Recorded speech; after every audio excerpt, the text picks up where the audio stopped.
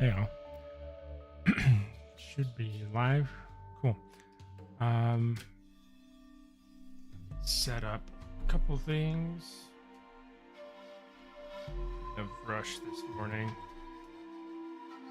So stuff isn't exactly where it should be. Alrighty.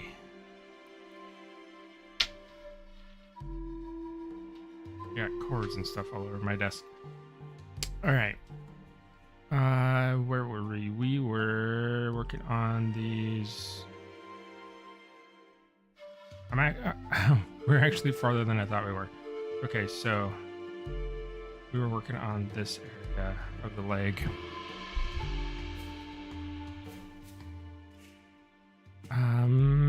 Let me just kind of recap in my brain what we're doing.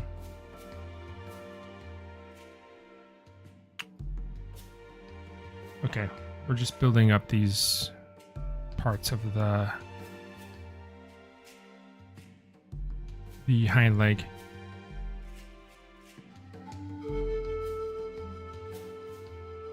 I'm just gonna get to it.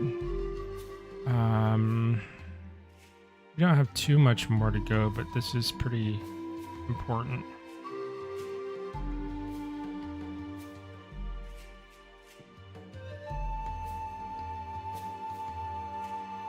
I still have to figure out how all of this stuff is like terminating, but we'll do that as we go.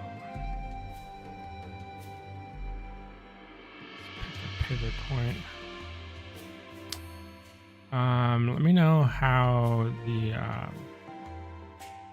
volume sounds on the music and stuff.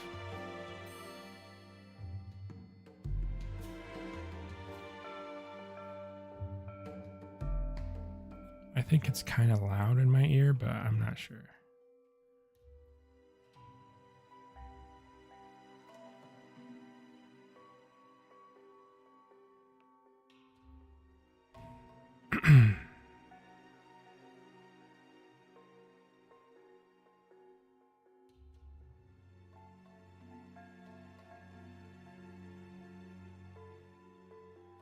Okay.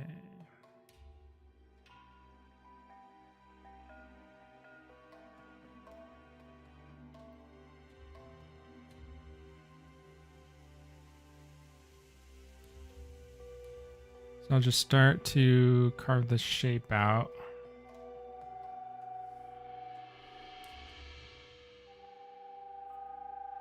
It's going to be a little bit messy. This area is really weird because it's crossing a UV seam. So I'm trying to think about how I want that to work.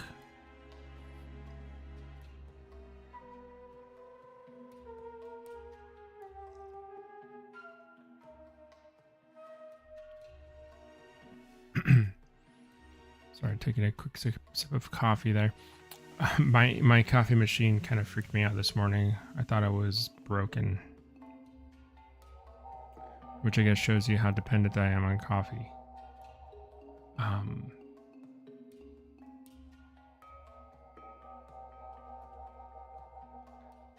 All right, let's see.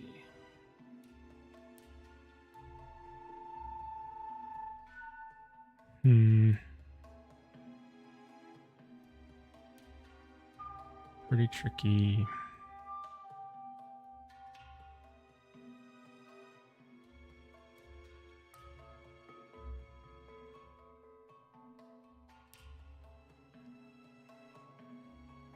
Check out how I handled this stuff over here.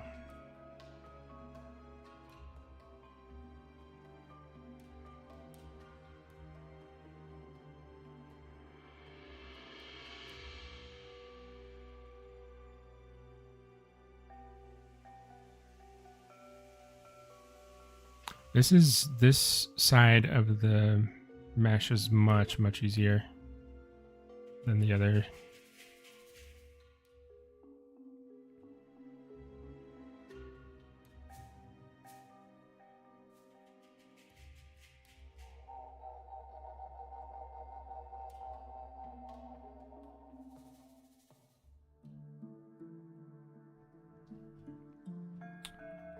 Hmm.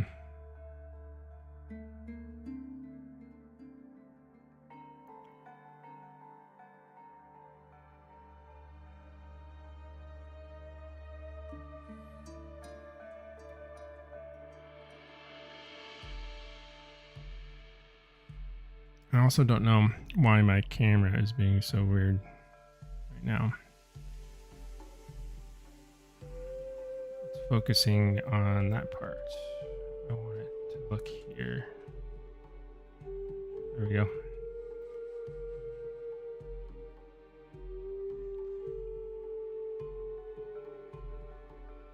We'll start with the areas that we know what we can do with, I suppose, because that little part right there is starts kind of stumping me right now. So we'll just jump into this stuff here. This stuff is much, much easier.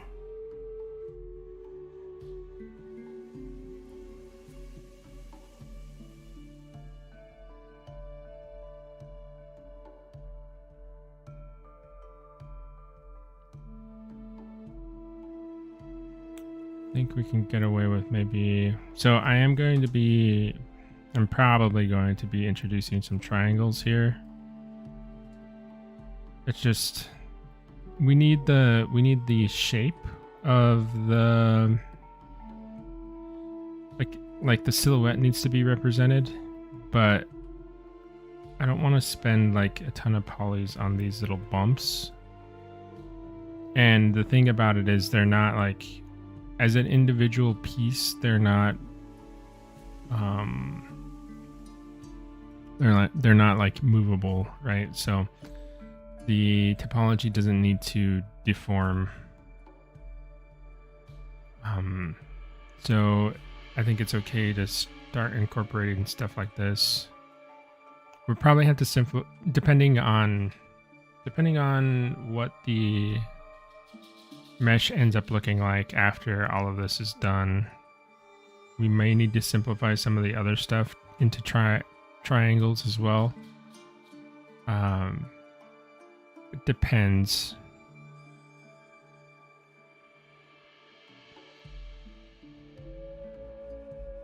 Because the thing about... So this area is kind of weird because it goes vertically up the leg. And I don't know if I want to introduce more loops up there. It could help because there's some stuff going on here that we could connect to. I don't know. Figure it out. I was kind of hoping that today was going to be like the last retopo day. But now that I'm looking at it, we might spend a good chunk of this fiddling around with these little sections here. Which, I don't know, it kind of is what it is.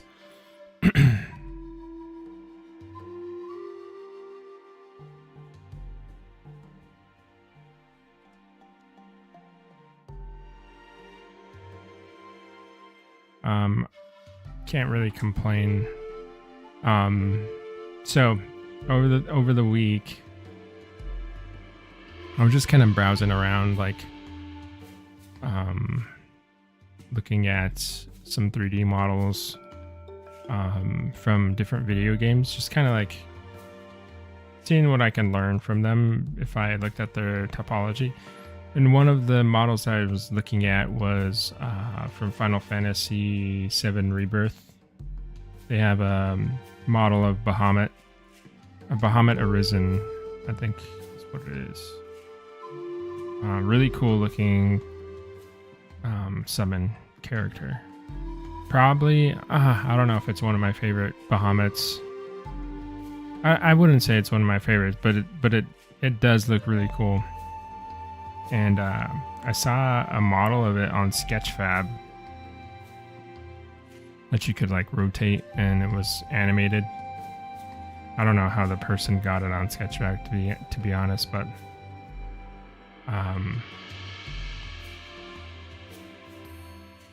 it was a helpful bit of reference there. But the topology on that guy is insane.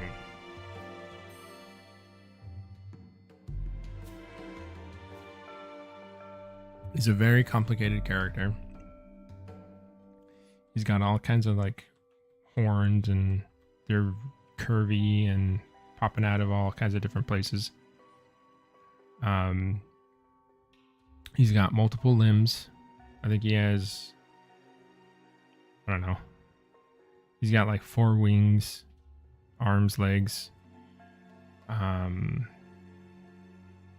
and tons of detail. I think the model was over probably around 100k polys. But yeah, ridiculous retopologized model. Super impressive, but I do not envy the guy who had to do all of that and figure all of that stuff out. Or maybe I do envy him a little bit. It would be cool to work on a big game like that.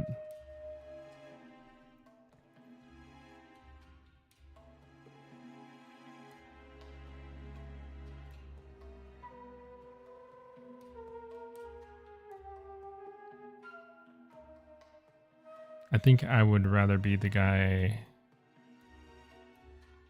who had to sculpt it rather than retopo it. It might have been the same person though.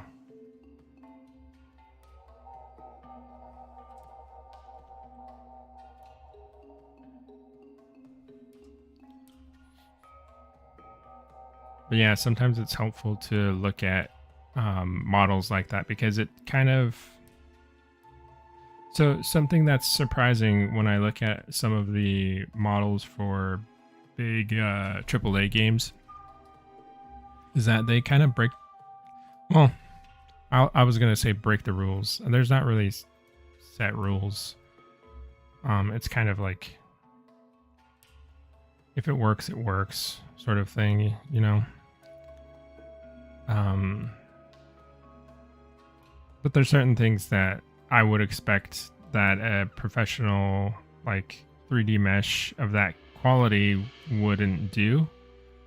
Like certain ways that polygons flow, or like the way they cut things. Just certain things that I've kind of come to expect, I guess. But they kind of... It's more utilitarian, I guess, is what the mesh is. They're not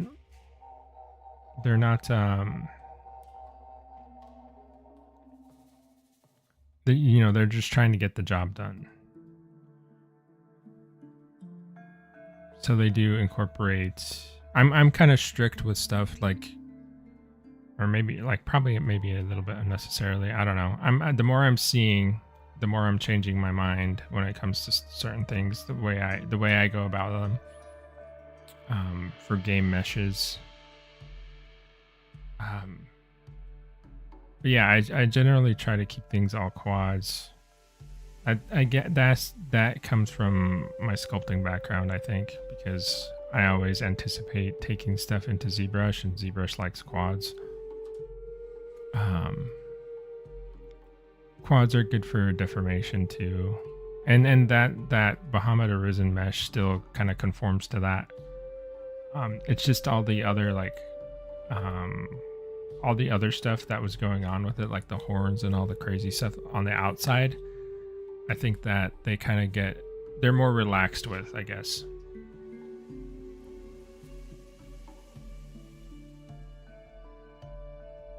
They're like they're allowing stuff to be kind of I guess less formulaic, it would be the word. Whereas I think I tend to be much more like regimented. So maybe I need to kind of consider not being so... Like, I'll put it this way. Some of the stuff that they were doing on the Bahamut Arisen mesh, if I posted that to like Twitter or something like that, Instagram, there would definitely be somebody in my comments saying that I don't know how to do root topology. There would definitely be somebody in there being like, you shouldn't do this, that. But I don't know. It's in a video game. Very popular, big video game too. So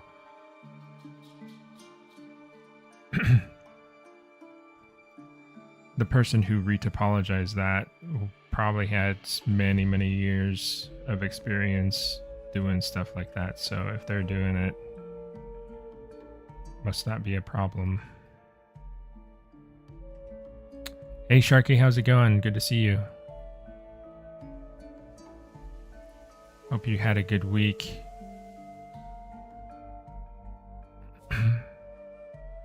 I was just talking about some AAA video game assets that I was looking at over the week and kind of learning a lot about retopology from the way they did stuff. It's pretty interesting.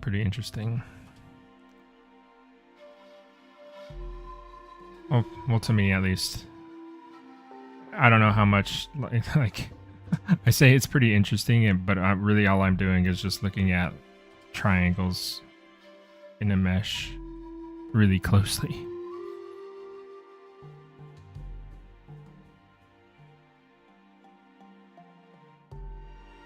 Where do I find the models? Yeah, this one particular one was on Sketchfab. And I'm sure you know Sketchfab lets you look at the wireframe in certain view modes. So I was checking that out. The problem with Sketchfab is like the way it displays the models, it's all triangulated. So it's better to actually have the model and remove the triangulation in Blender.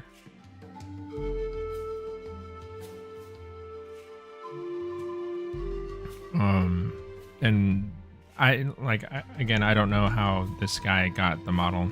There's a lot. If it's once a game gets on PC, like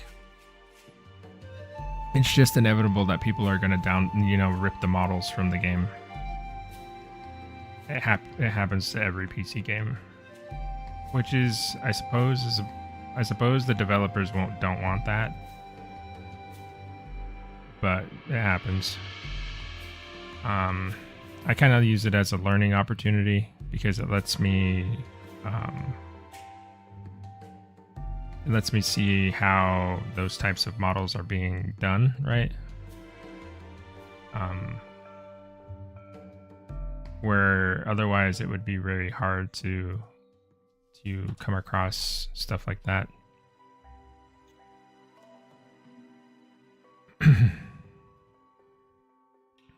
But anyway, it was super, super interesting to look at.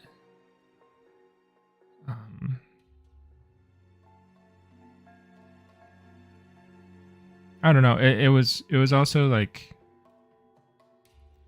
it kind of inspired me to try different things, right? I do want to make a model that's like very, very intricate. Like either like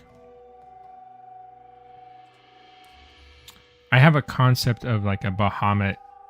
Bahamut is my favorite Final Fantasy summon, by the way, which is why I was looking at Bahamut in the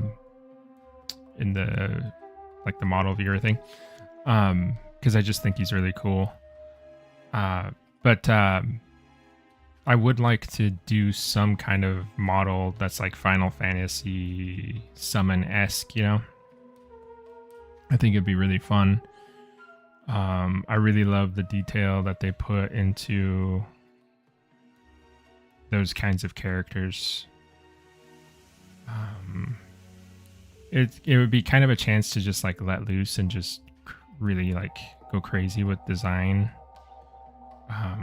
and not really have to be adherent to like very strict scientific rules, you know. Like I have to do that with paleontology stuff a lot, and it's very fun, but it can also be pretty restrictive.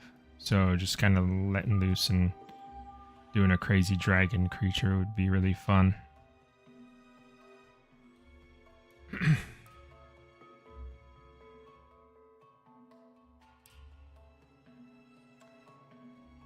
Yeah, Sharky, it's pretty useful. But I was saying, like, I don't know if you've noticed this in some AAA game stuff, but like they do some stuff with their meshes that, like, I feel like if I posted a mesh like that onto Twitter or like ArtStation or something, I would get a comment from somebody saying like, this is the wrong way to do it, you know, you shouldn't do it this way, type of thing. That has happened to me before. But I mean, if, like I said, if it works, it works, I think.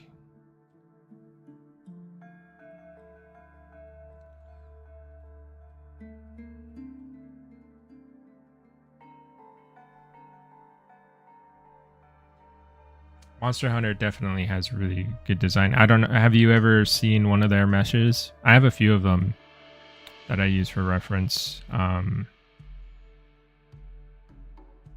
They're also really crazy looking too.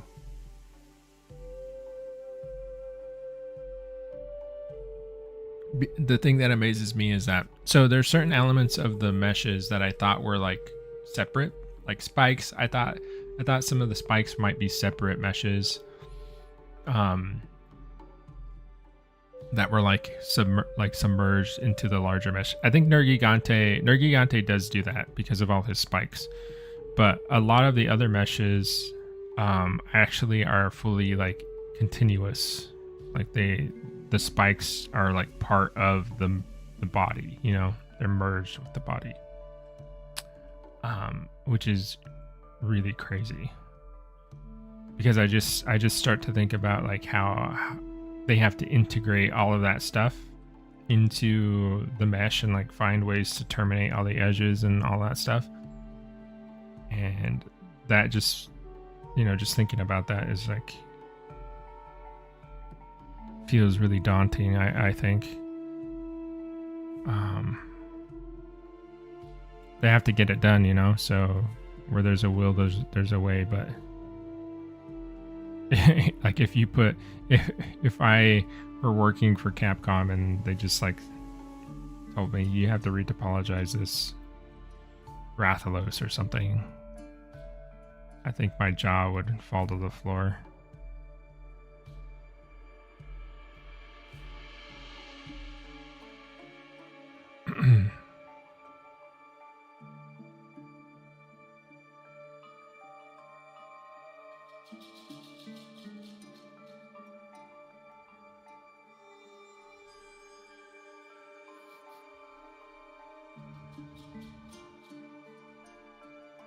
Yeah, I'm a huge fan of Monster Hunter design. I love that game so much.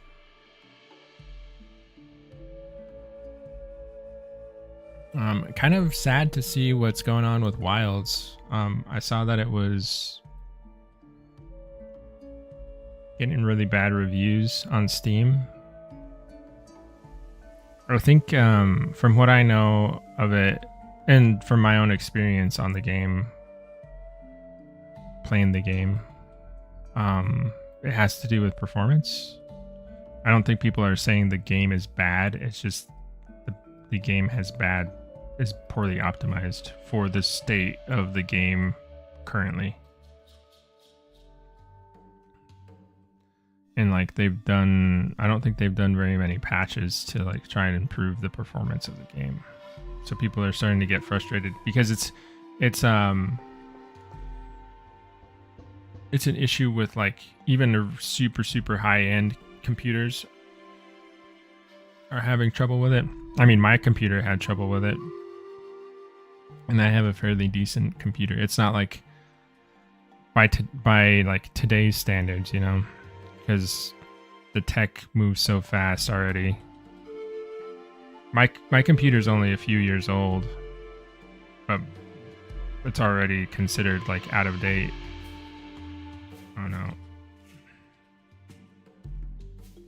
What did I do? What did I do here? I projected a face onto the other side. That's great. But yeah, by today's standards, it's considered out of date, you know? But it's still a decent computer. Like I had to custom build it for like 3D and Photoshop and all that stuff. And I also had gaming in mind, so it does a good job, but even my computer was struggling with Monster Hunter Wilds. And then I see like these big streamers who have like fully kitted out PCs, just like monster PCs with all the latest stuff in it, and they're having trouble running the game as well. So I'm like, if they can't do it, then there's not a lot of hope for like a regular person to be able to play that game without issue, you know? So I can see why they're angry about it.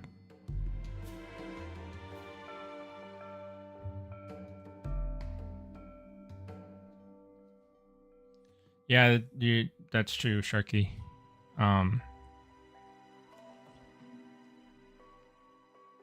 I think it's just a lot of pressure from, you know, their corporate aspects of those companies that they don't understand how long things take, and they just want to cash in.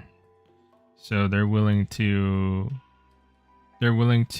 potentially damage the reputation of the company or the game just to get some money earlier, you know? I think the idea to Capcom saw how like anticipated Monster Hunter World was, and how long people had to wait to play it on PC. Because it took a year for them to launch Monster Hunter World on PC, a year after the release on consoles. So I think it was a good idea for them to try to release it simultaneously on PC and console. But I think you can kind of tell that it just wasn't ready. Like they probably would need they probably should have just kept it for a year and just released it, you know, same time next year sometime. You can kind of tell that that's like, it could have used some more time.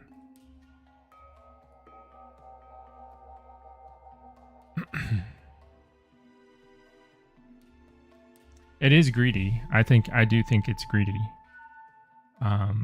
I can see how it makes sense from a business standpoint, but like from a practical standpoint, trying to do a PC and a console release at the same time is extremely hard. You need to allow time for it, or else it's just not going to go well. And I think they're kind of realizing that it isn't going very well.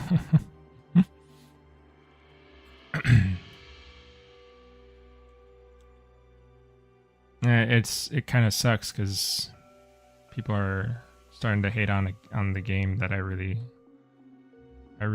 love, but maybe it's kind of like maybe Capcom will realize they shouldn't be doing that stuff.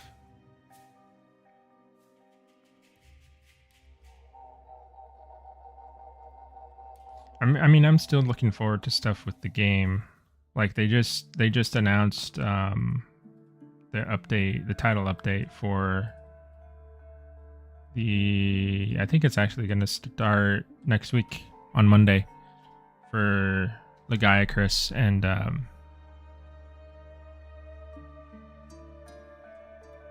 Zeragios.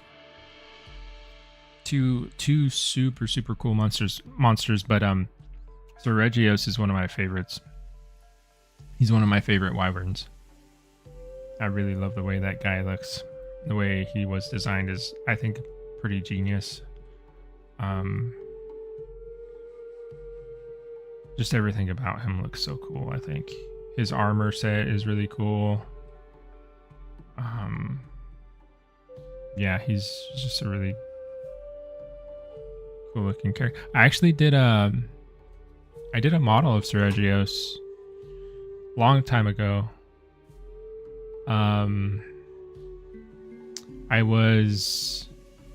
So Monster Hunter World was announced, and I didn't know if Seregios was gonna be in there or not, but I was just kind of like speculating, I guess. I wanted to try to visualize what a Seregios in modern like graphics would look like.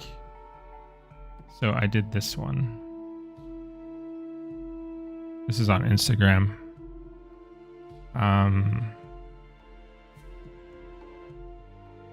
Still not fully finished, but I did like the way it turned out. There's still some stuff that I could have finalized, but it was really fun, like, because at this point, you know, this is in 2018 ish. At that point I didn't get this window out of here. At that point I there was no high-res model for Seregios. It was all, I was looking at like stuff from Monster Hunter Generations and 4 Ultimate and stuff like that. So there's like a lot to extrapolate from. Like there's not a, when you look at those models, there's definitely, you get the proportions and stuff like that, and the textures have some details, but there's a limitation because it's so low res. So you kind of have to fill in the blanks. But it was fun. Like there's, when you go in and you study a model like that and you try to get it as accurate to the game as possible, you learn a lot about the design, and it just really made me appreciate Seregios' design a lot.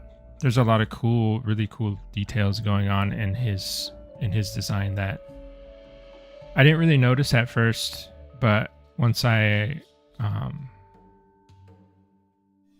started like really digging in and like looking at all the reference and looking at the models and all that stuff, it really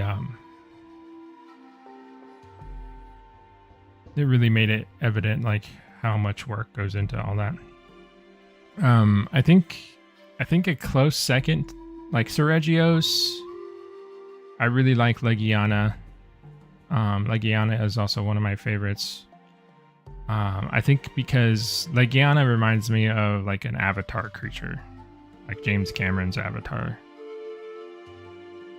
And I really like the design, the creature design of those movies.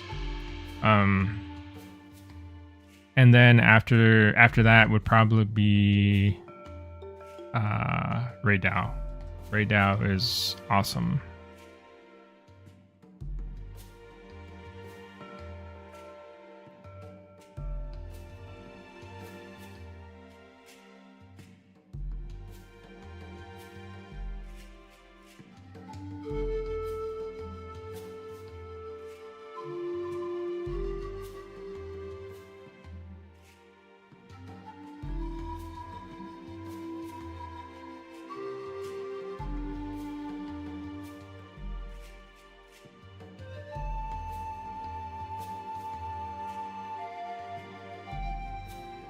But my all-time favorite monster, if I had to pick, is going to be Glavenus. Glavenus is my favorite monster from Monster Hunter. Maybe a bit predictable, considering the type of stuff I work on, but I think he just looks really badass.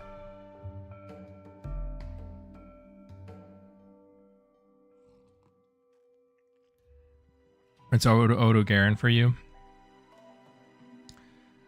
Sharky. Yeah, my my I actually named my dog Odo Garen.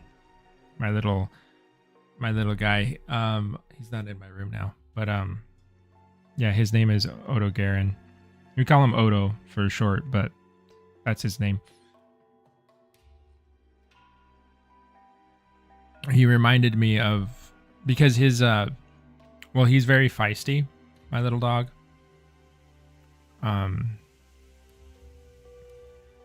Like he's got a lot of spice to him, I'll say that.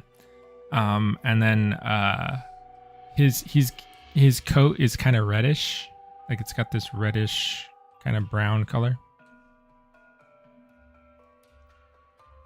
And yeah, it just fit for him. All of our dogs are named after video game characters.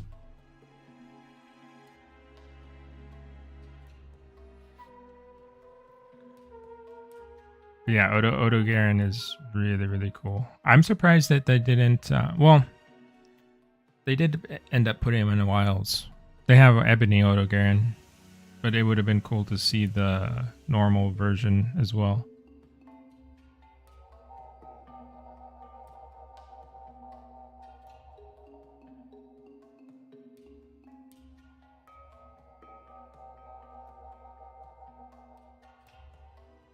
So I have to terminate these somehow. I can do something maybe like this. I just want to merge them as quickly as possible into the rest of the mesh. So if I have to create some tries to do that, that might be what needs to happen.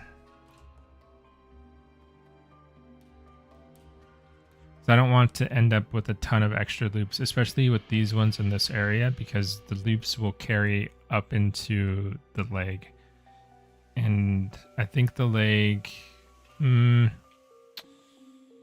don't know. It could use maybe a couple loops, but it definitely can't sustain like as many as there are here, because it goes all the way around too.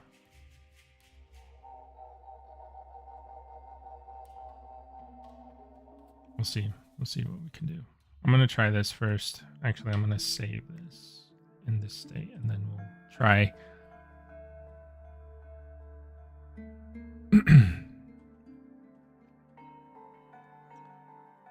See what this does here.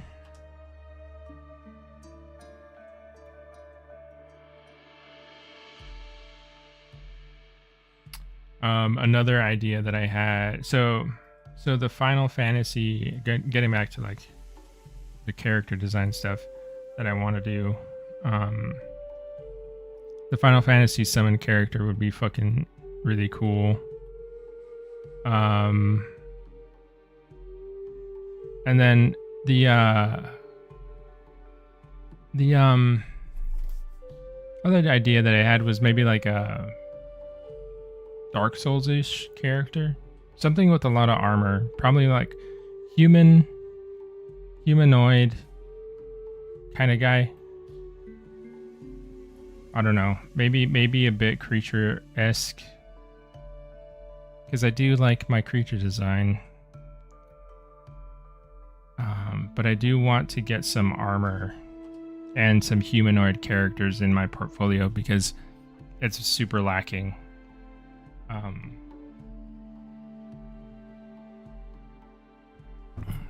Most of my stuff is dino stuff now. Not that that's a bad thing, but I would like to make sure that I'm rounding out things. The thing that I think a lot of people don't realize about my work is a lot of my professional work is human characters. It's not even dinosaur stuff. That's what I do basically all day, is I paint people. I draw and paint people. The dinosaur stuff originally started as just like side project stuff that I was really passionate about, and then it eventually got me some jobs. But yeah, I draw and paint people all day. I do get to paint some creatures and stuff here and there, but majority of it is humans.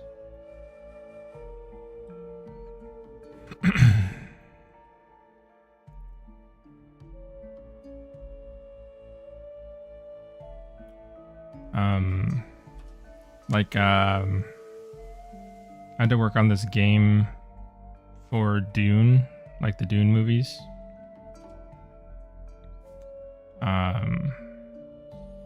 And we had to paint portraits. I had to paint portraits of, well, they weren't portraits. What am I trying to say here? I had to paint the characters from the movie, like doing other things, you know, we took scenes from the movie and like kind of extrapolated them to like adapt them to the images that we needed. So like they're characters from the film. Oh my god, what happened here? They're characters from the film, but they're just in different like poses, different scenes that you didn't really see in the film. So I had to paint a lot of the actors and actresses in there. And the thing about that game was that all the actors and actresses have to approve their likeness. That's part of the, like, I guess the agreement that they go through whenever they're like acting in a film like that, I suppose. So all of the portraits, for lack of a better term, all of the images that I was doing for that game, those actors and actresses had to approve of my rendering of them, which was kind of scary, I guess, intimidating.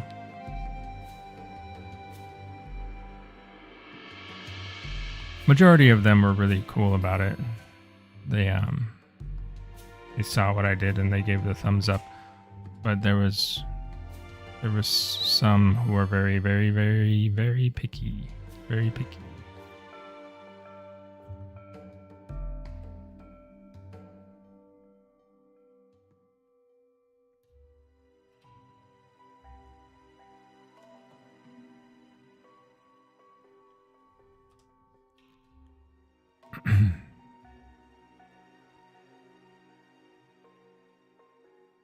But yeah, portraiture is really hard. Getting somebody's likeness is very hard, especially when you're not getting their likeness is like they're like in like a crazy action pose or something. Like they're not in like a normal like just staring at the camera pose. You have to get their likeness and you have to be dynamic about stuff. It's very, very hard. It's probably some of the hardest stuff I've ever worked on.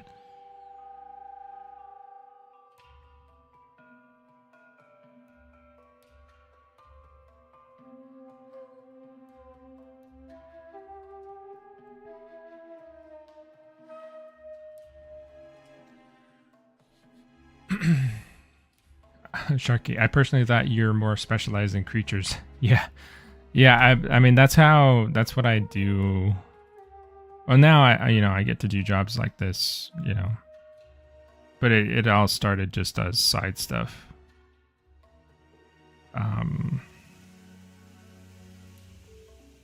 Yeah. A lot of the stuff that I do for my main job, I don't really get to share because I don't think I actually should ask people about it, but at least when I started initially at my job, the license that they had for the IP we were working on didn't. I don't think we were allowed to post images of the paintings we were doing, or something like that. There was some restriction.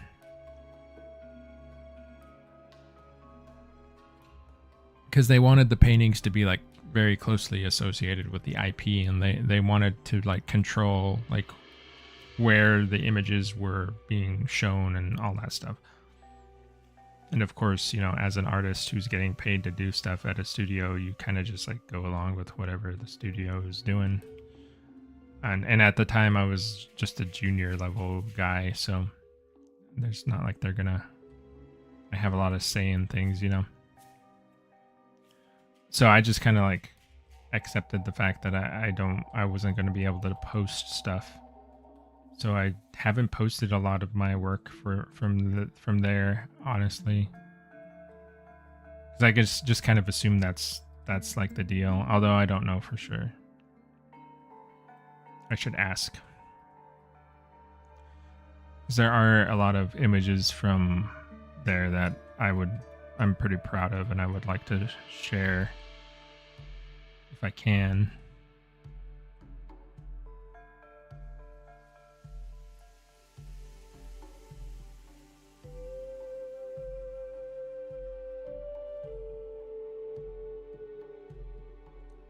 Likeness is a whole other level of art skill. Yeah, likeness is something. I mean, I'll be honest. I don't particularly enjoy it, specifically because it's so hard. Like that's an aspect of like figure drawing, figure painting. Like I can do it, but it takes a long time. And I don't really find it particularly like creative or fun. So I just don't enjoy it as much. So that project that we were working on for Dune was kind of it was a challenge in multiple ways.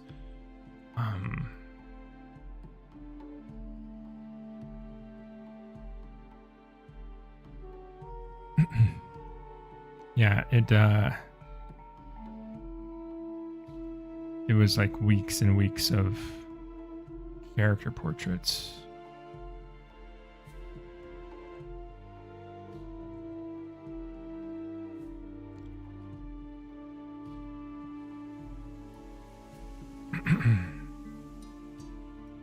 I was pretty proud of a good chunk of those, though. I mean, it did. The good thing about a project like that is even though it's like challenging and it might not be something you're particularly like used to or super excited about. I'm talking about like in terms of just it's just the portraiture aspect of it.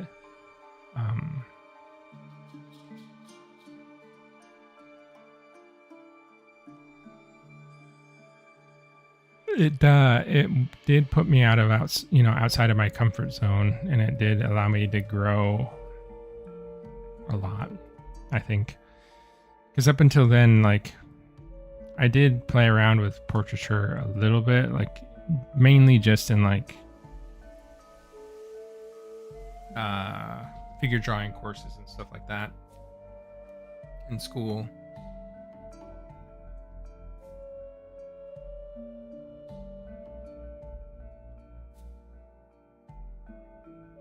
So up until that point, that was the first time where I had to really push it, and I kind of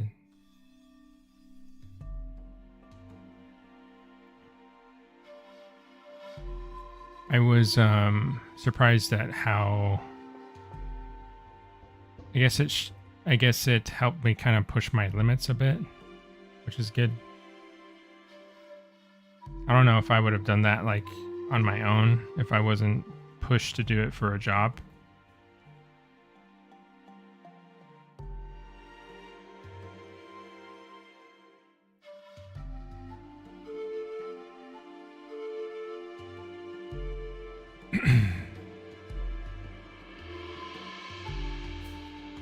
I think out of that project,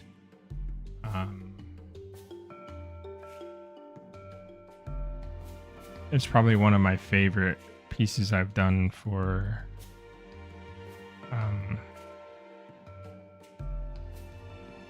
anything really. I did a image of the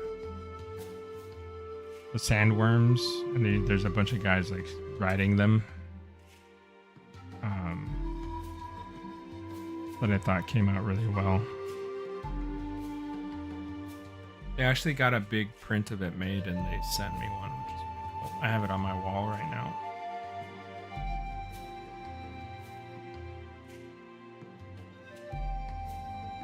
Sorry, I have to take a little pause because there's something in my eye.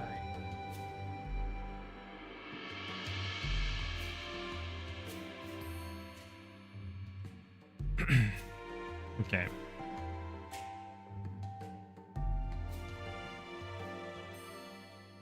It's a good thing I don't have my camera on right now, because it would look like I'm just like weeping.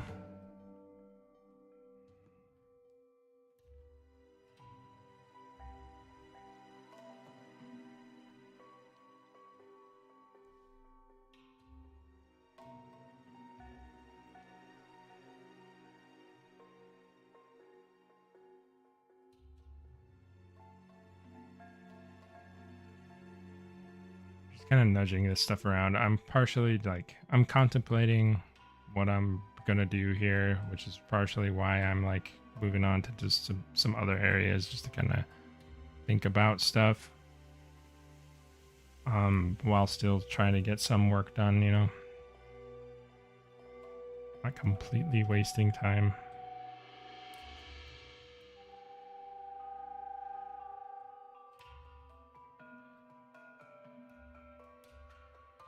I need to do once I get I do have a shrink wrap here.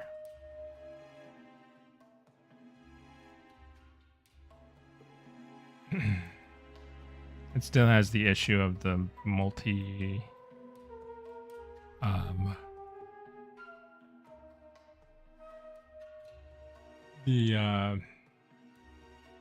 vertex group stuff.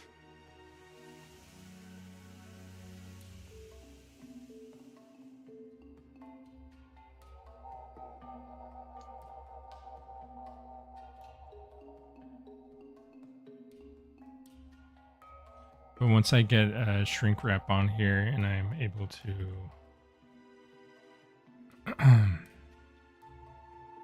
apply that to the mesh, that offset from the mesh should be improved. I actually think I can apply this.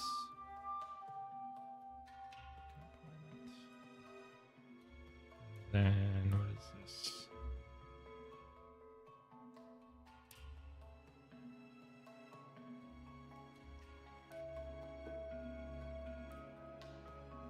I think I already have this applied.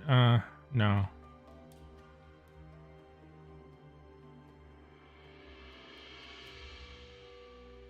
Yeah, it's slightly, but I can apply that too, just to get it kind of closer,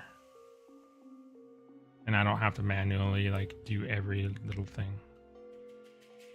We'll do that for the hind leg too, but for now I was just using it as an opportunity to just think about stuff, I suppose.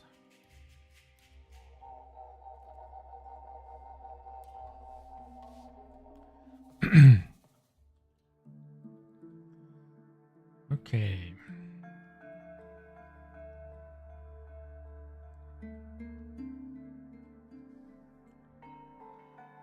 Sharky, I was personally thinking of switching to ZBrush because of the max cap of polygons you can have inside of Blender.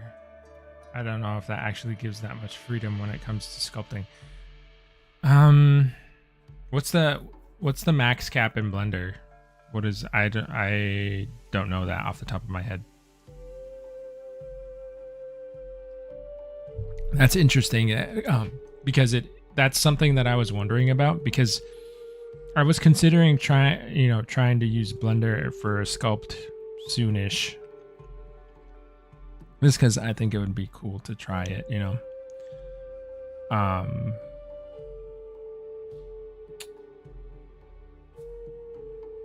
20 to 30 million.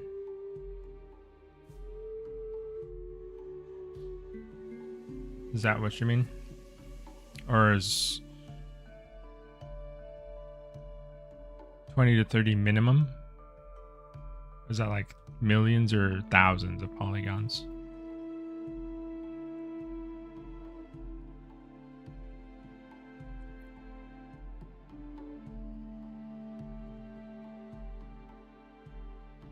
Oh, okay. Million, okay. Yeah.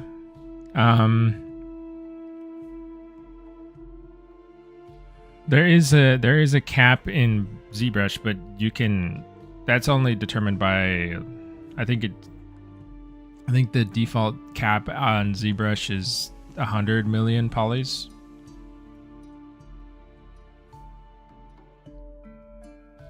But you can exceed that. You just have to go into the preferences and tell it to like stop the limitation stuff. I have never tried that. Personally, I've never needed to do that. My models usually average around like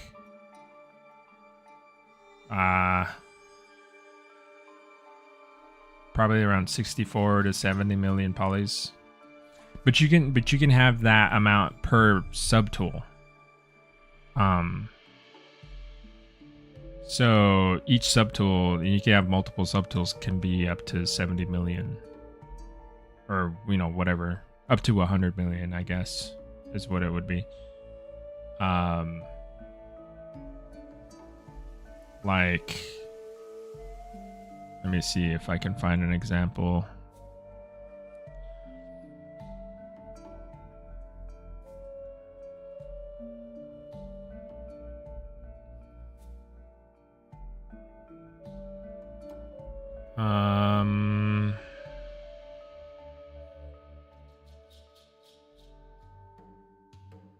I did this Purussaurus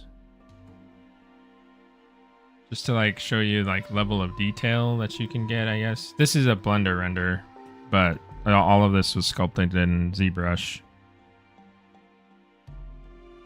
But this guy needed to be subdivided quite high.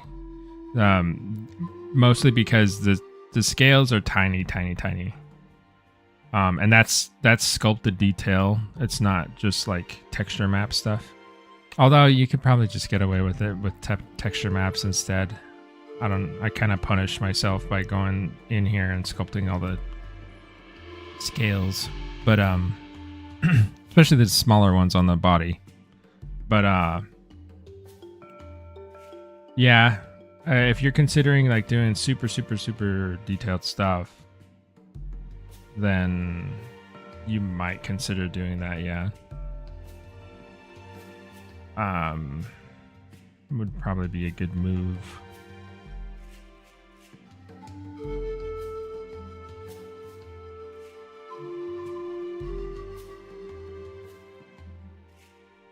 Yeah, that, you know, that would be annoying. The crashing and stuff like that. I mean, ZBrush will crash too. But it's usually not because you exceeded the limit of something. It's usually because, you know, I don't know, like you asked it to like decimate something and for some reason it like decides it doesn't want to. Like, it seems like ZBrush has its own like weird quirks as to why it usually when you ask it to do some sort of complicated procedure like decimation, projection, stuff like that is when it'll crash. So it has its own things, but it can subdivide a lot. Can handle a lot of polys. I'm gonna do this. Will that work? You have to merge all of that like that.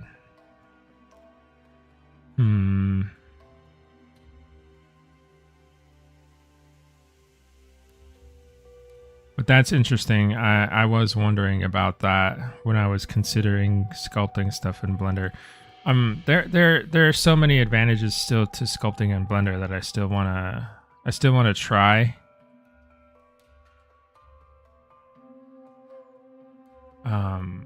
But I think eventually, like I'll probably sculpt to a degree in Blender, and then once I have like hit a ceiling, then I'll probably have to export stuff to ZBrush and then keep going.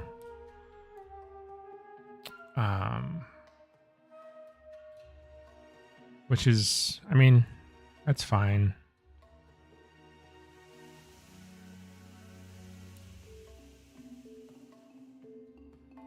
I don't mind it necessarily.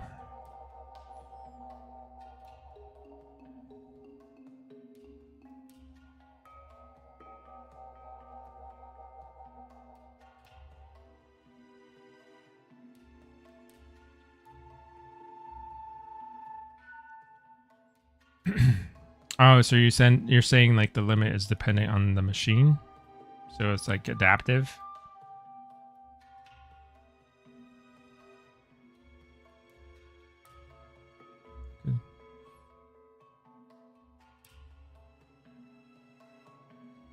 Okay. I have the equivalent.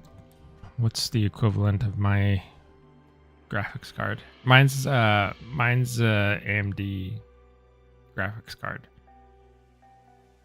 So I think it's a 3090 equivalent. That would be like the match if it was an NVIDIA card.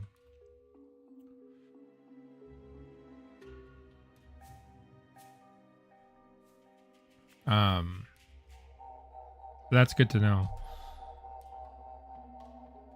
Yeah, if you're able to check out ZBrush though, I would say go for it, you know. I love ZBrush. It's got its own like weird stuff to get through, but it is still my favorite sculpting program. I haven't tried many others, but it still is my favorite. I mean, I've tried sculpting in like Mudbox. I've tried Nomad. I think that's it. I don't know if there's many other sculpting packages out there.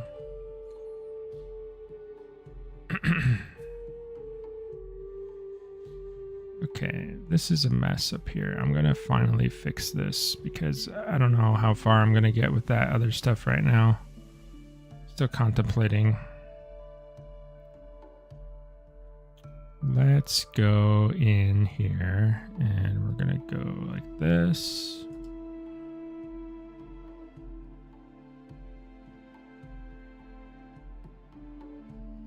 This goes, we're gonna go like this.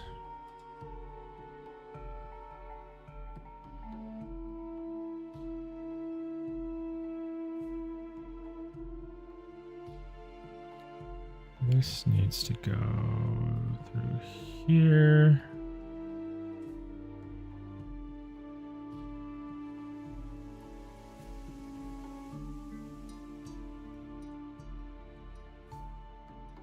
Then we gotta delete this.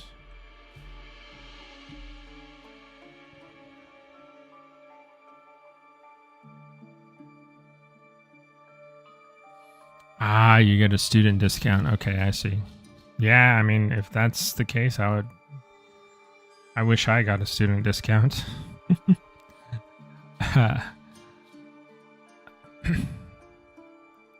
Yeah, I don't necessarily, I'm not a fan of the yearly subscription thing, but I mean, I still have the copy, my copy of ZBrush that I own, but it's just old, you know? Like it doesn't have all the updated stuff. And I don't know. I don't know how often I use the updated stuff, if I'm being real honest. Like I've kind of settled into ZBrush and like what I do with ZBrush and like how I use it. And a lot of that new stuff is not really in my workflow.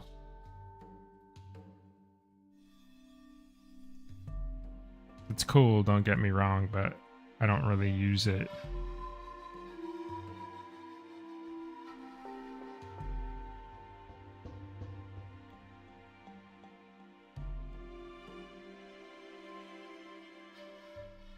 Yeah, what is the commercial license now currently? I don't really know. I mean, I know because I pay, but I kind of just set that on automatic. Let me see. I think my rate might be locked in too, so it might be different from what is actually like posted on the website now. Oh, great. It's currently unavailable. The website is currently unavailable. That's awesome. I think, what is it? I pay maybe like a yearly subscription. I don't think I pay monthly.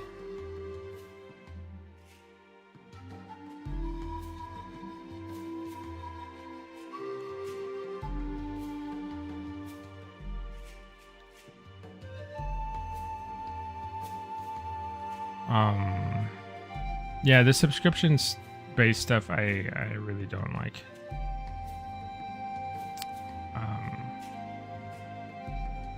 I have to pay for ZBrush. I have to pay for Photoshop, Substance Painter, all that stuff. Sucks.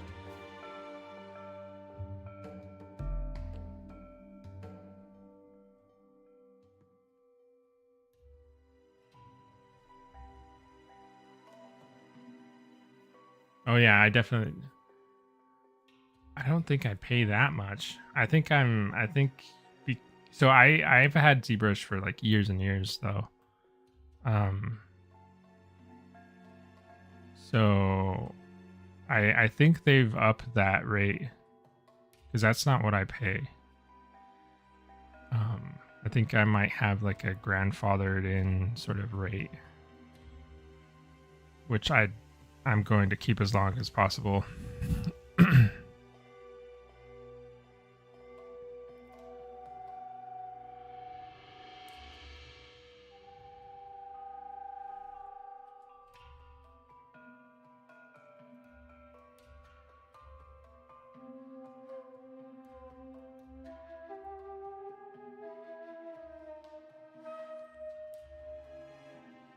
My opinion on Marmoset tool bag. I haven't used it very much. I think it's cool. So I know you can actually like texture stuff in there. I haven't done the texturing stuff. I just was using it to show like models and stuff, the model viewer aspect of it, and like the setup and stuff of that. So I don't know. I can't really comment too much on like the texturing side of it.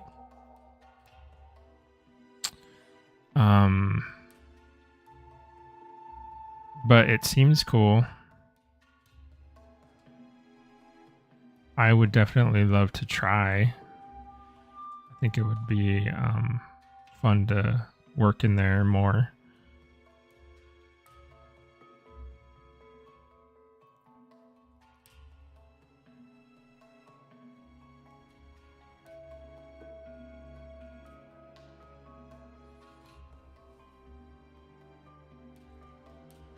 Oh, I have beef with Adobe as well. Adobe is like, I mean, if I didn't have to use Photoshop for work, I would totally get rid of it because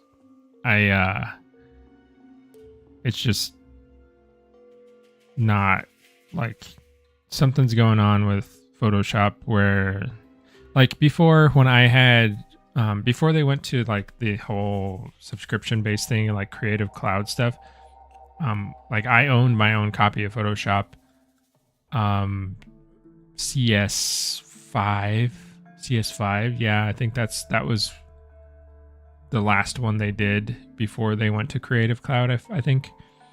And when I had CS5, like I had no Photoshop very, very rarely crashed. Like there was no like weird like bugs or anything like that. But almost as soon as they switched to the subscription based stuff, I started having like weird issues with it. Like Photoshop has crashed on me multiple times, like multiple times now. When it used to be like the most stable program that I had. Like when I was using CS5, the number of times that Photoshop crashed on me, like I can't even, like I could probably count them on one hand, and that was like over years of using it.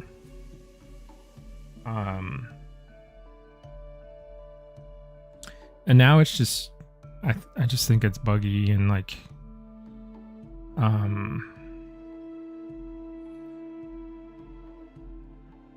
I don't really use it for painting anymore. The only reason I use Photoshop is to, what is it called? I use the like adjustment tools, like the,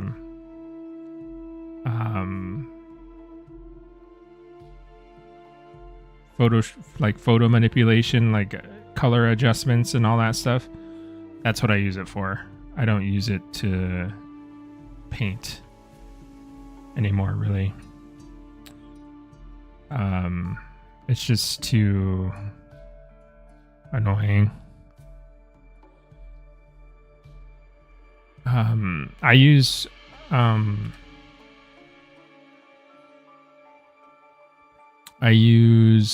Clip Studio Paint now. Much more. That's honestly my favorite drawing and painting program.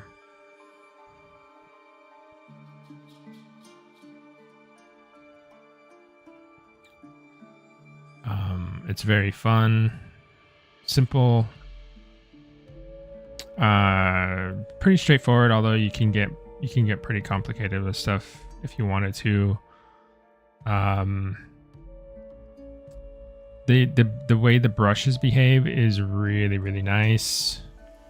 They feel very like organic, very natural. Like my favorite types of paintings are paintings that are like, they feel traditional, you know. I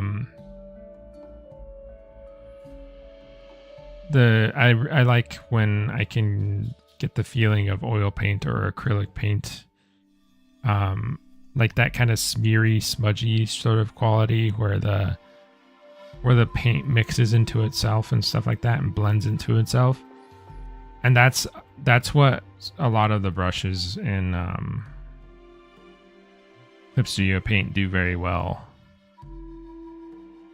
They have several like oil painty sort of brushes that feel really nice. Lots of the ink brushes feel super nice as well. So I use that majority of the time now. I only switch over to Photoshop when I like have to do final adjustments of like color balance and contrast and stuff like that, sharpness. If Clip Studio Paint ever incorporates more stuff like that into its tool set, I'm basically not. I'm just gonna stop my Photoshop subscription.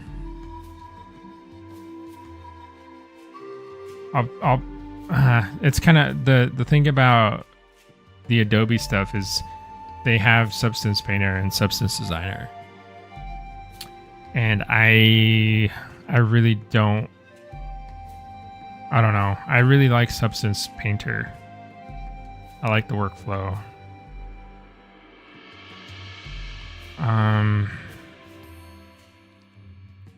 I guess I could try like Quixel and Marmoset too. It might be beneficial to try that stuff just in case.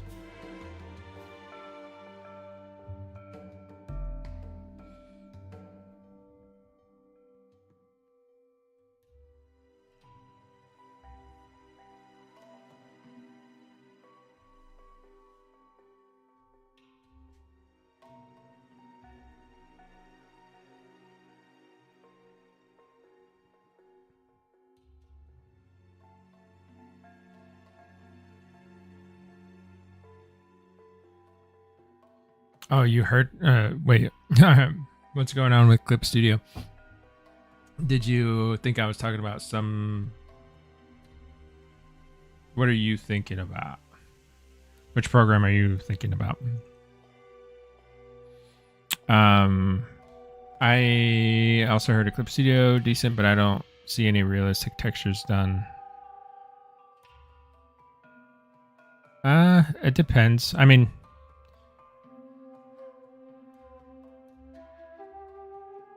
You can definitely achieve realistic. So like a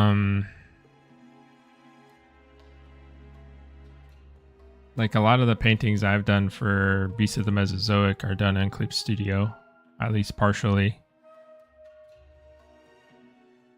Like there was none of this stuff, none of the majority of this stuff was Clip Studio. Like all these scales and thingies. There's some Photoshop for like I said, like color balance and like all that stuff.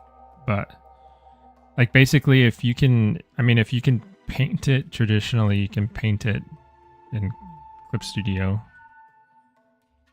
It's just a matter of the way you use the tools, I think. You can still use all the Photoshop stuff. Like there's no reason you couldn't do like photo bashing or like photo texture, because you still have the blending modes, you still have all the warping, you still have all of that stuff you could do in Photoshop in there.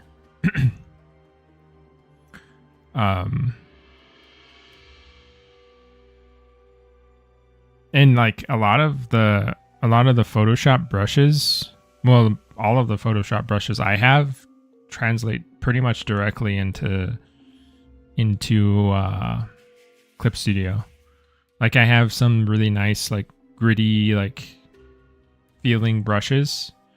Like some of my favorite brushes are very like grungy, gritty stuff.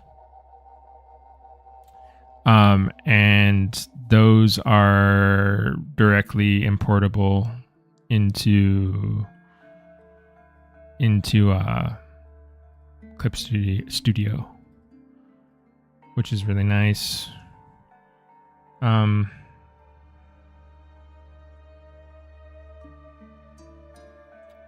yeah, I will say I do agree. Like, well, I think I tend to favor more painterly stuff in my personal work.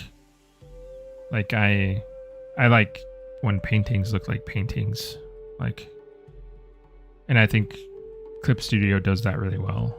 I'm not out here, in my personal work at least, I'm not really trying to be a matte painter or anything like that.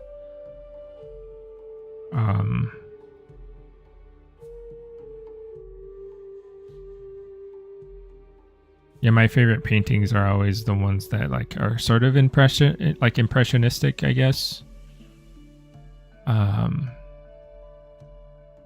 Like if I have some favorite artists that I like.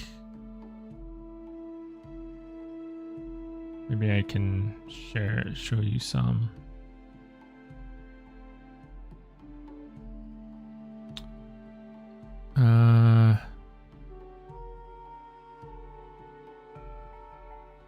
Like this guy's really cool. His name is Vladimir Mozart. Like this stuff. Like all of this, like the way he's painted the rocks and stuff is really, I think is really cool. Like this is the type of stuff I love when I see paintings. It's sort of like smeary, smudgy, but you can still, it still has structure. You can still tell what it is, sort of stuff. Like all of that, very expressive, like color mixing, all that stuff. I really love that stuff. But you can get like super tight too. Like you can see where he's pulling focus. Like this stuff is really cool.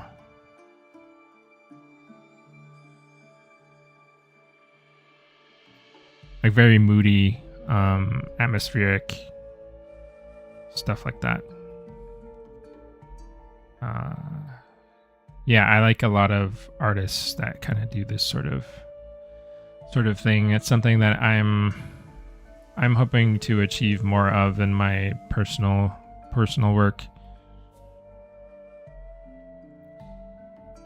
I'm kind of experimenting with that stuff right now. Like whenever I get a chance to, I haven't had a lot of time to do any work like that specifically, but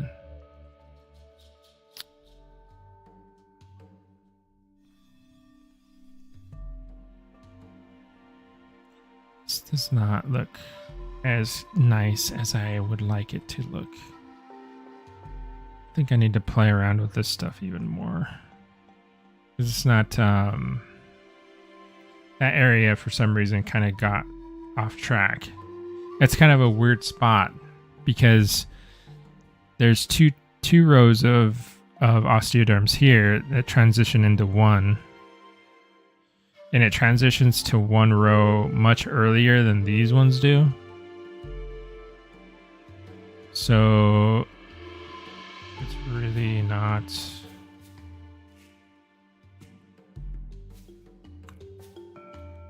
It's kind of annoying that it...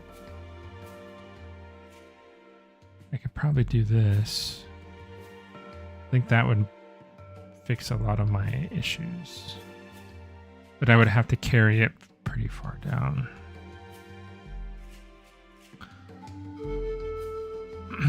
But yeah, I've tried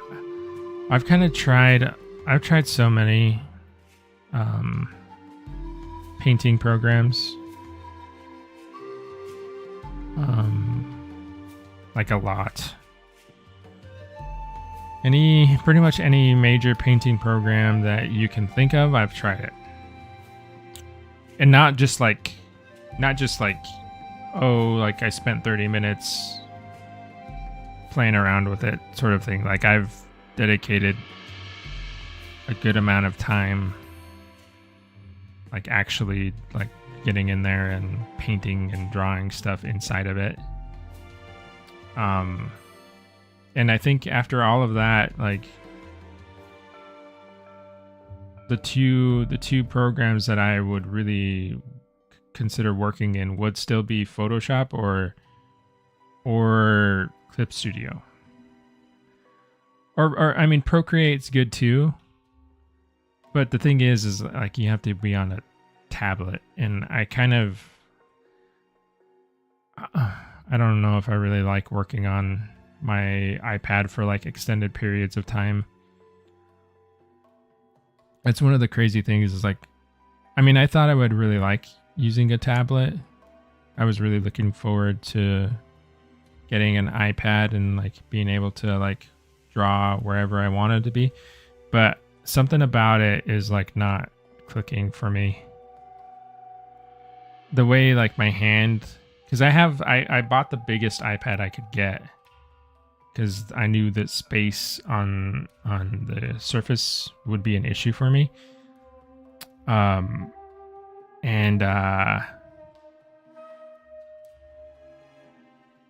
yeah, it just feels like my hand is like hanging off the edge of the iPad while I'm drawing, and it just feels weird.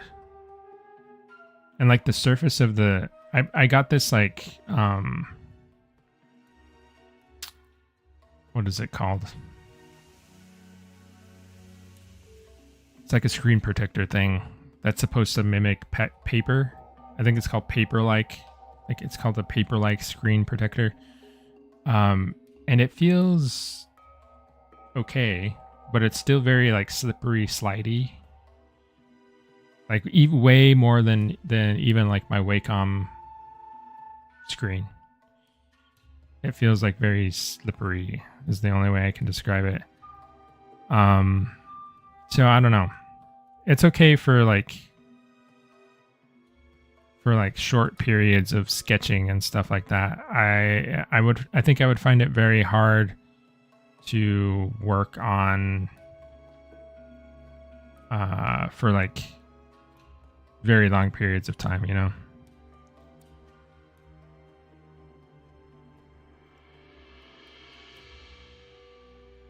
There's people who like they use Procreate on their tablets for like everything. I don't think I would be able to do that.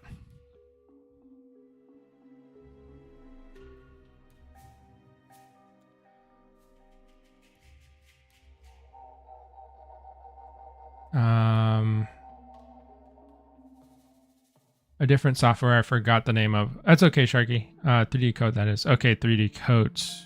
I've heard of that one, yeah. That's a texturing. Is that texturing, or is 3D Code also? No, that's texturing. That's another one that I need to make like a list and like see if I can get like a trial version, because a lot of these are also subscription versions, I think. And don't worry, Sharky. There's so many programs out there, and a lot of them sound kind of the same. Hey Void, how's it going? How are you doing? Good to see you. Thank you for being here. Sharky, I'm pretty bad at 2D. I'm not a piece of cake, really. Not my piece of cake, really, but looking at your works, you're really good at it. Thank you. I don't know. Generally, I think a lot of people who, especially if you're doing 3D work, you're probably better at 2D than you think you are. I would actually say I personally feel like 3D and 2D are totally tied together. Like one of the reasons why I think I was able to jump into 3D so easily is because I draw a lot. I think if you're able to visualize stuff in 3D and 2D in your head and like put it on a piece of paper, then jumping into 3D is very natural.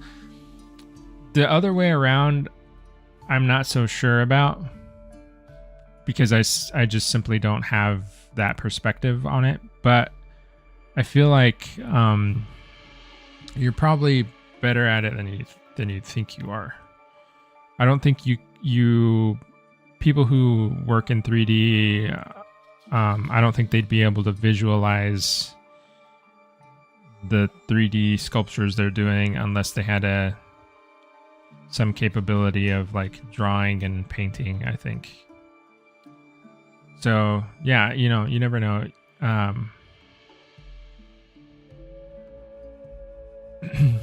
I always kind of push for people, all the students that I've worked with, I've always pushed them to like, if you're doing only 2D, really strongly suggest that they incorporate some 3D into their work because it only strengthens their 2D work. And if they're doing the other way around, if they're doing 3D, then I always encourage them to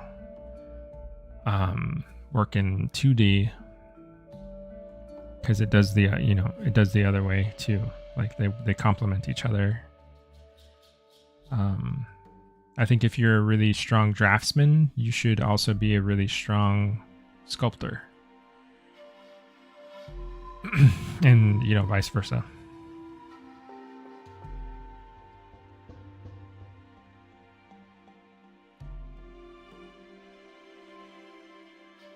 So I don't know. I think you're probably much better than you think you are. Void, totally feel you on that. I've tried Procreate on tablet many times, but it's just too slippery. I'd rather stick to my beloved Clip Studio Paint. Yeah. I actually got this I tried so hard to get it to work. Like I got the paper-like surface texture thingy.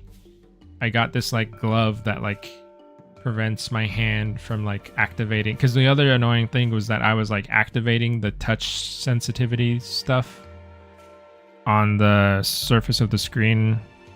They say, I don't know, they say that the screen is supposed to be able to detect when you're making hand gestures and when you're not, but I was finding that I was not making any hand gestures at all, and it was still activating some stuff like that.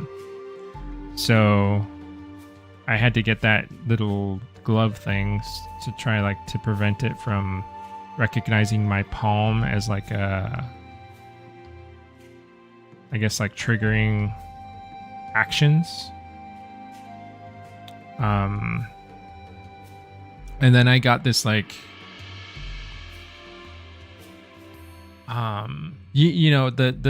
iPad is just a little piece of it's so thin, and it's expensive. It's definitely not durable. If you drop your iPad one time, you're screwed. So you have to have, and if you're carrying it around to draw and paint at a cafe or at the zoo or something, you're carrying it around some pretty dangerous places to you're holding your iPad with one hand above a concrete surface or a cobblestone surface or whatever at a zoo. You drop that thing one time and it's over, so you have to have some sort of what's it called, a case for it to protect it, and that just makes it even more awkward because those cases can be really bulky. If you're trying to protect your iPad in any way, you have to get those thick cases, and they just add a lot of bulk to stuff. This makes it harder to hold. I don't know. I'm whining about my iPad. My first world problems. But when you're trying to be creative and I think drawing and painting on site, places like the zoo, museums, it's already kind of awkward enough, and then you bring in an awkward piece of equipment essentially, and it makes it even worse. I think I would just rather stick to a pen and paper, a sketchbook, because I can flop my sketchbook on the ground. It's not gonna break. I can bend it, shove it in my pocket, depending on the size.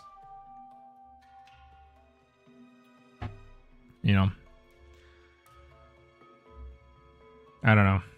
I feel kind of bad about it because I spent a lot of money on my iPad and I don't really use it, but sometimes you gotta try things out, and sometimes it just doesn't work out.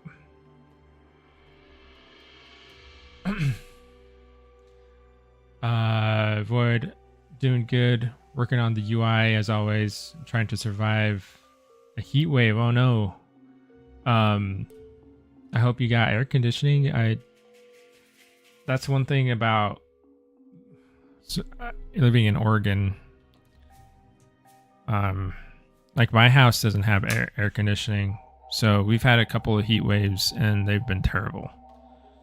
So I hope you're doing all right, staying hydrated, staying cool. I wasn't aware that there was a heat wave going on right now. What part of the country? Is it like East Coast stuff? Because I haven't heard anything over here yet.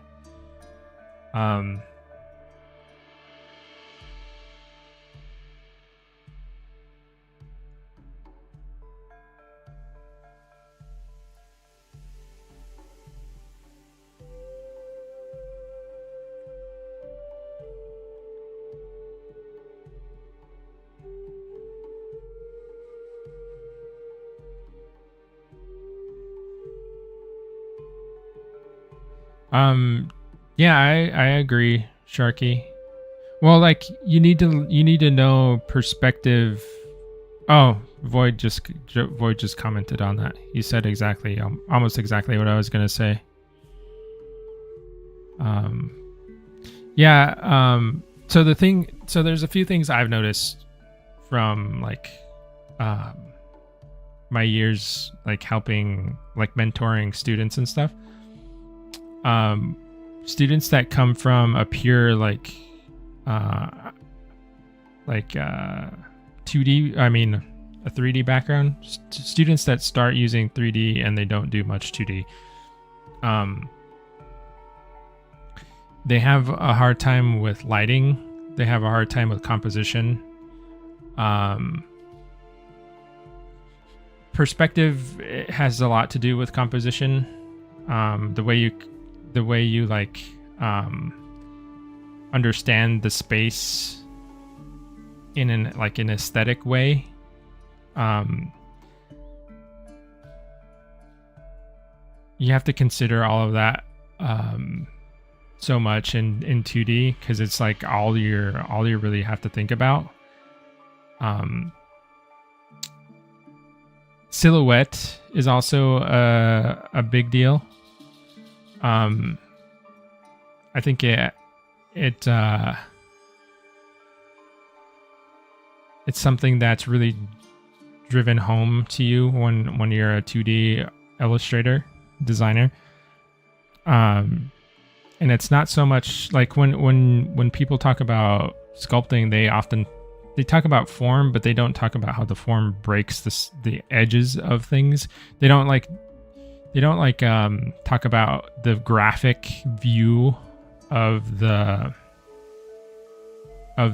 thing they're sculpting a lot. Like when I was sculpting this in ZBrush, there were multiple times where I would like zoom out and just look at the black silhouette of the model and consider, is the silhouette interesting or not? That's a big deal. Contrast is a big deal in sculpting too, because you need to control how the shadows, the way you sculpt the form and how far you pull it out controls how the shadows fall on the model. So you can actually it's kind of weird to say, I guess, but sometimes there's like a mentality where I feel like I'm sculpting shadow shapes rather than rather than 3D forms. That probably comes from like my painting background. But I think it's really helpful because the depth that you're sculpting things at matters, because you can use it to emphasize how round things are. You can get more contrast in certain areas to pull the eye certain places. Thinking about the sculpt as a composition. I don't know. There's a lot of stuff that you can get into with it. I just think about it as like they're all interconnected, right? Like, to use an analogy, like when you're working out, right? You don't just go to the gym and you just do like all upper body stuff and just completely ignore your lower body. Like, you want to work your muscle groups evenly and make sure they're all nicely trained and like strengthened to an even amount if you can, so that way your body's in balance and equally, you know, because it's all tied together. That's kind of how I view it.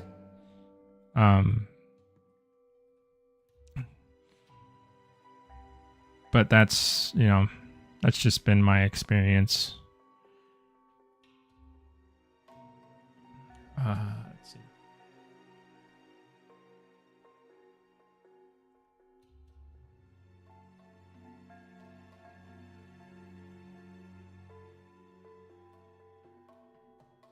Oh, from Eastern Europe.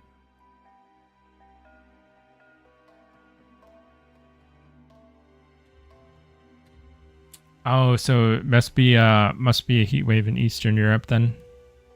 I did not know that. I didn't know that was happening over there.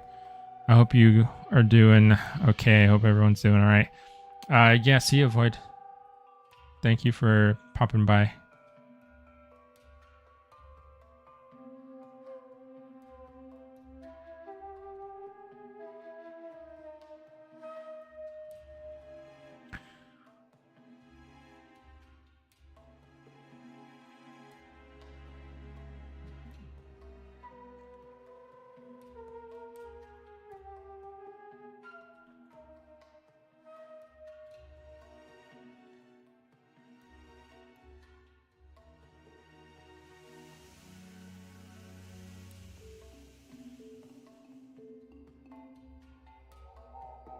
So Sharky, you're still in you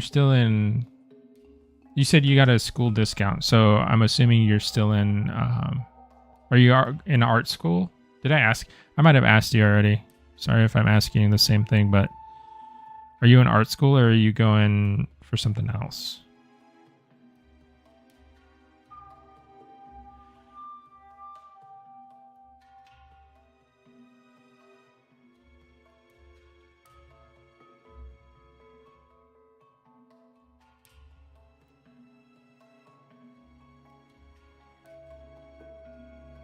I don't know why I made that cut there.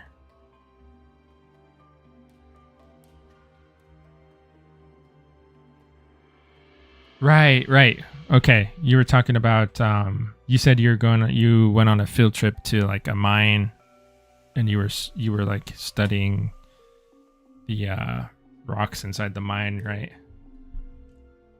I remember that. Sorry about that. So all this 3D stuff that you're doing is like extra stuff, right? That's really cool.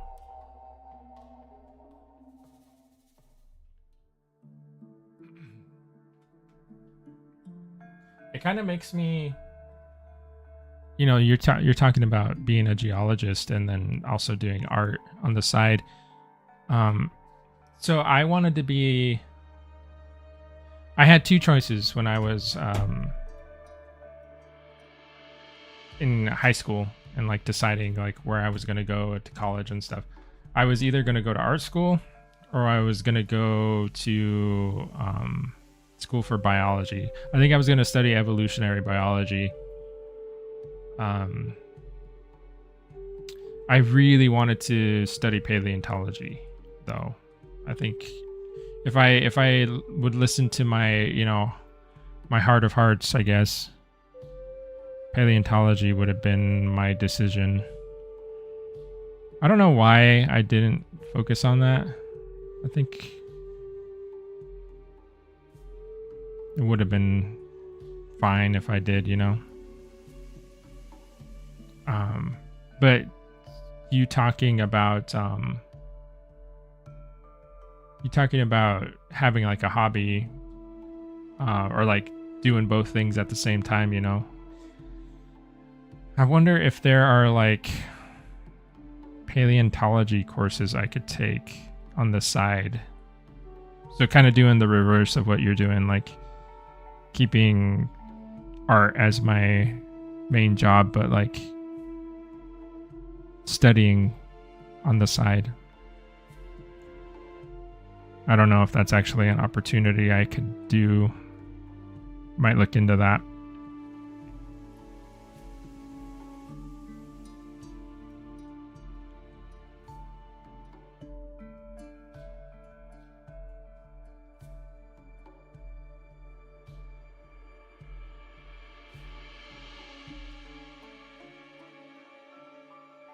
Oh, you have an exam 2 days from now?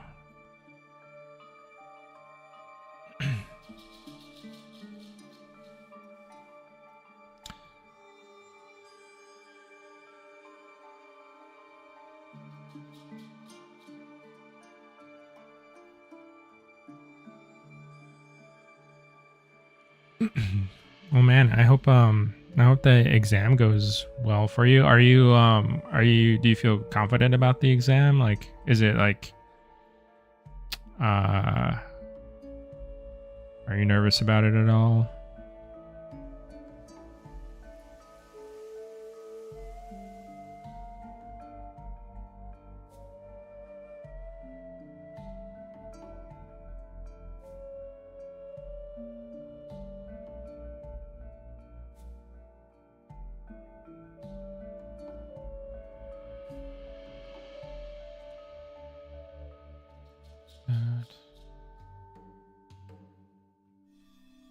Could do something like this.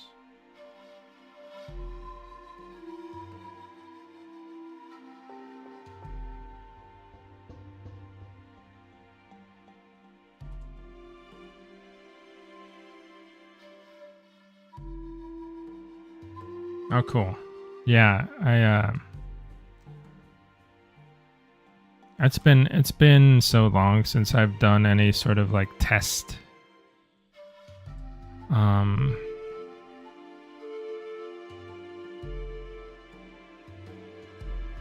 I can't remember.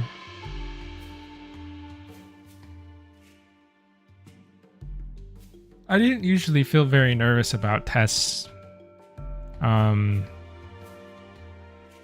But it's probably much different from the subjects you're studying.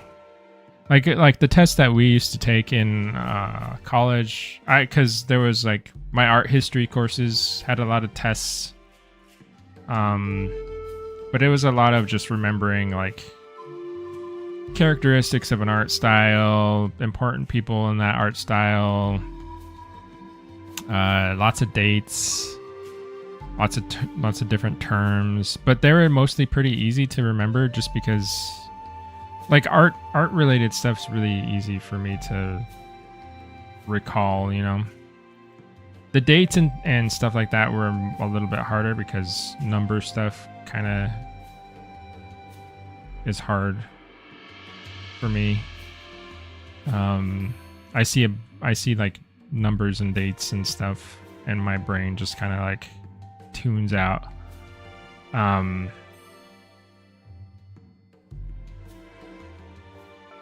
But yeah, I don't remember being like,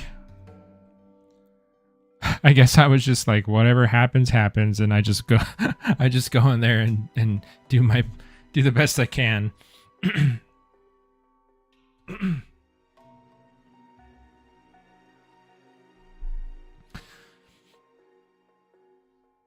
I remember feeling much more stressed about my actual art projects than I would be stressed about my like tests and papers and exams and stuff like that. It was much more stressful.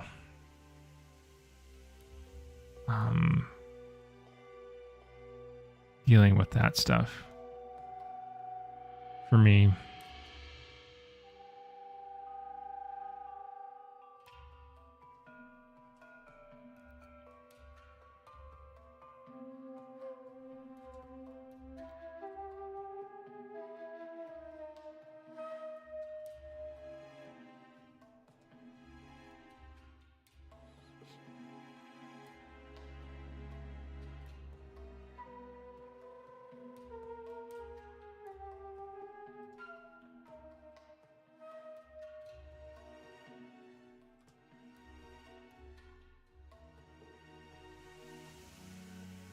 Yeah, that's one that's one thing that I do not miss about college.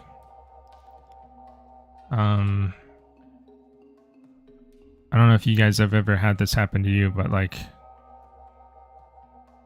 I have dreams of like being like teleported back in time to like high school or college, and like every time there's like, not every time, but a lot of times there's like I'm like, there's like a paper due, or like there's some sort of assignment due, and I'm like behind, and I have to like hurry up and like do a bunch of studying, or do a bunch of writing, or do a bunch of all this stuff. And it just takes me back to all of those like just feelings of like pressure, which is that's not a fun time at all.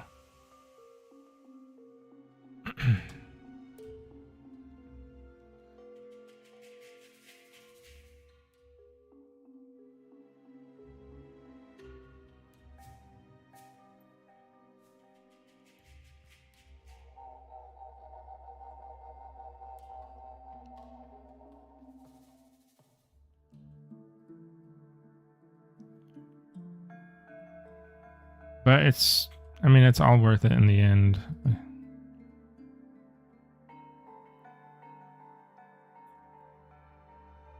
You don't,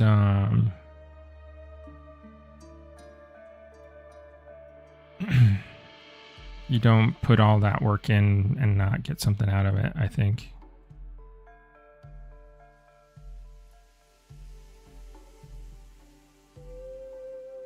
Yeah, the worst dreams I've had might sound kind of silly. Like the worst dreams I had, and one of my worst fears actually is like just being late to stuff. Like I had a dream where I used to be a I guess it's like a teacher's assistant. It was like a work study job. But I would help students study. It was my job I was like a tutor, I guess. And students would make appointments, usually during the weekend, because that's like the only time that they had. And then I would meet with them, and we would go over whatever topic they wanted to study at the time, or like they were prepping for. And like one of the worst dreams I've had is like it's just like waking up. In the dream, I would wake up, and I would realize that I overslept by like hours, and I had an appointment, let's say like at 9 o'clock, and I overslept like till 11 o'clock, and I wake up like just knowing that I completely overslept and I missed the appointment. You know what I mean? Just that, like, just shock of anxiety, like realizing that you were late, or like you totally like did not show up for your job. That is like the maximum jolt of anxiety.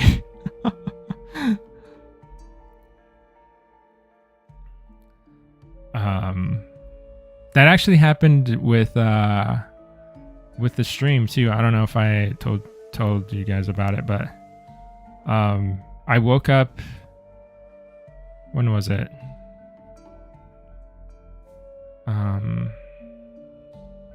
I woke up one morning thinking that I needed to stream, but it was, we usually start to stream at 7, but it was like 9 o'clock. And I was like, oh my God, I totally like just overslept and I didn't do the stream today. And that felt terrible.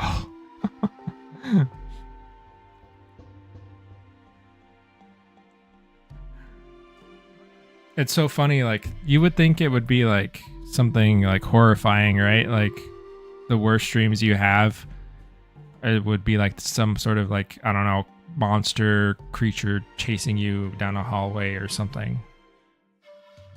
I've rarely had those types of dreams. I don't really have that type of like scary monster terrorizing you type dream. It's that kind of stuff, you know, like waking up late for an exam or waking up late for your job. That kind of stuff is like the terrifying stuff. It's so weird.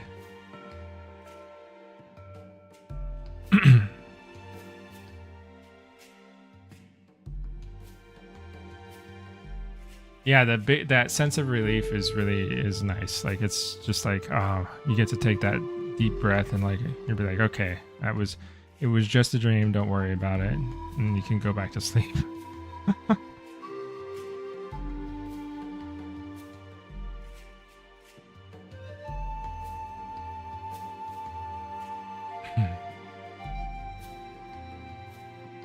I think. Okay, so I've been while we've been talking, I've been working on this little area. I think this would work. Reason why I like this is because it keeps everything quads, which I like. It terminates a lot of these osteoderm pieces without having to continue the poly loops around the belly, so it saves me a bit of budget. There is some awkwardness over here that I need to deal with, but I think that'll work. The other option would be just to turn these into a lot of tries, but the thing is, like, if I did that, like if I did this sort of thing, I think that could work, but the tries are just very long. If I'm gonna do like a triangle, I want to keep it pretty small.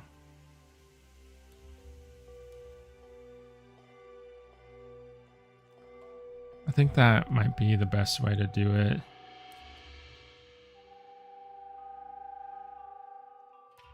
I can think on it though.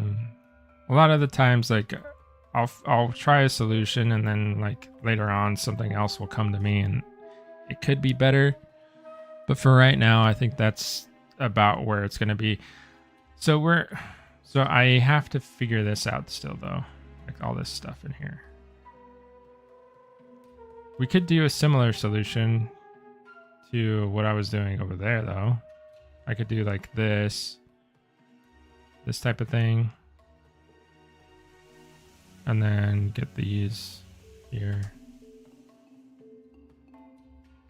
So that gives me 2 loops contained inside of this, and then this, I don't know what I would do with that. I'd have to figure out what to do with this piece. That's a consideration. This is like literally the last area that I need to figure out then, if that's the case.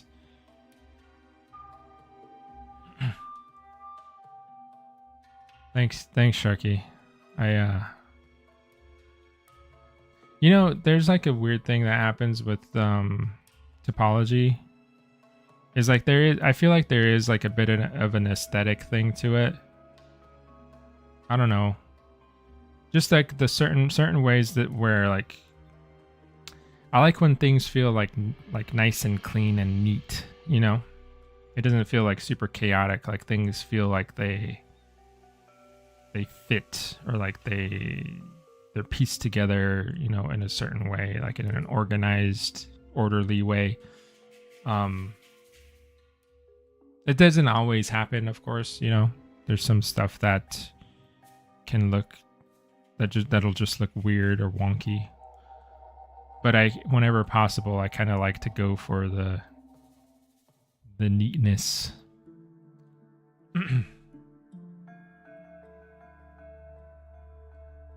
Yeah, the flow feels when it like all works out, you know. It feels nice, and it's also nice to look at. I think.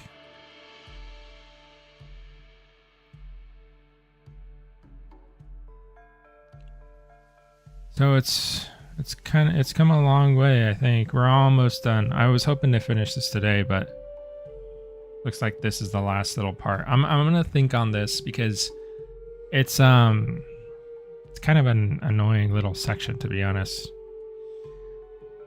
I should have maybe thought about this a little bit more when I incorporated that detail. We have, that detail needs to be there because I think it's just really cool, and like it's a feature that real crocs have, so we want it to be there. It's just finishing it off in a nice way.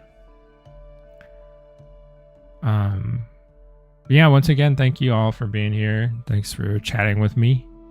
Really appreciate it. Almost done. I think we'll have probably one more stream of just topo stuff. We'll probably, like I said, I'm gonna think on this. Once we have a solution, I think it's gonna come together pretty fast. And then we can start talking about the UV stuff, because that's the next step. And the UVs will probably be, it's gonna be pretty quick. Like we already have all of this settled. We just have to reposition some loops, and then the UVs are done. And then we can get into texturing. So it's almost, we're almost finished with this guy, I think. The texturing is not going to take too long either. We already have a concept. And the setup for that isn't too terrible.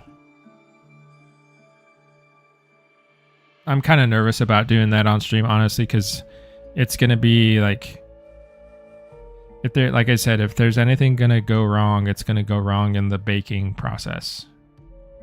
So you might see me do a bunch of troubleshooting there, but it might be good to see anyway, because it's the reality of the situation.